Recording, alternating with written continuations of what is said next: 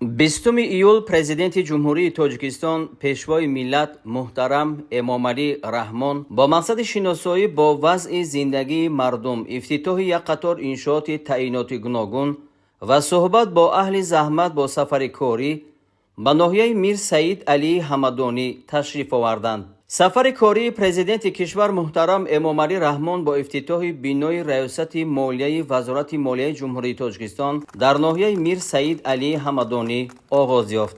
ба пешвои миллат муҳтарам Эмомалӣ Раҳмон иттилоъ дода шуд, ки бинои раёсати молия дар ноҳия илова ба нақшаи чорабиниҳо бахшида ба ҷашни 35-солагии истиқлоли давлатии ҷумҳурии Тоҷикистон бо усули муосири меъморӣ бо маблағгузории Вазорати молияи ҷумҳурии Тоҷикистон бо сифати баланд ва ҷавобгӯ ба талаботи муосир бунёд гардид. масоати умумии бино 749 метри мураббаъро ташкил дода, он аз 3 ошёна ва 12 ҳуҷраи корӣ, толори калон ва хурди маҷлис иборат мебошад. дар иншооти нав барои фаъолияти босамари 30 корманди соҳаи молияи ноҳия шароити корӣ муҳайё гардидааст. биное ки то ин давра буд сохтмони соли 1953 аз хишти хом бинои фарсуда буд, умуман ба талаботи замон ҷавобгӯ набуд. шукронаи истиқлолият ки имрӯз мо бо чунин бино расидем. дар ҳақиқат бо бунёди чунин бинои замонавӣ, таҷҳизотҳои замонавӣ, компютеркунонӣ барои ҷавонони имрӯза кор осон буда, фаъолияти хизматрасонӣ ҳам ба мардум беҳ хоҳад шуд. соҳаи молияи ҷумҳурии Тоҷикистон бо шарофати соҳиби истиқлолӣ пешрафта гардида, сол то сол буҷети давлатӣ афзоиш ёфта истодааст.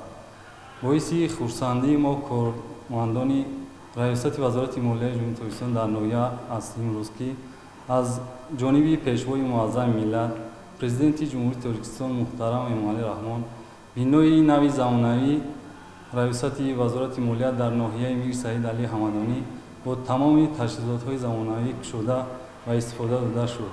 аз ин рӯ аз номи тамоми кормандони раёсати Вазорати молия дар ноҳияи Мир Саид Алии Ҳамадонӣ ва пешвои муаззами миллат барои таваҷҷӯҳ ва ғамхориашон нисбати кормандони соҳа изҳори сипос ва миннатдорӣ баён менамоям.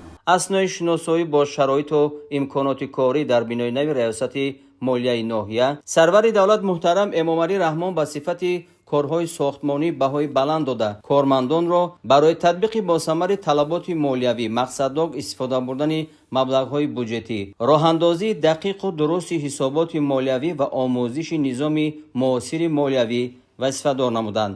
сохтмони бино аз моҳи апрели соли 2024 аз тарафи коргарони ҷамъияти дорои масъулияти маҳдуди Имрон Сармоя оғоз ёфта буд. дар атрофи бино корҳои ободонӣ анҷом дода шуда, гулу бута ва дарахтони ҳамешасабзу ороишӣ онро зиннат бахшидааст.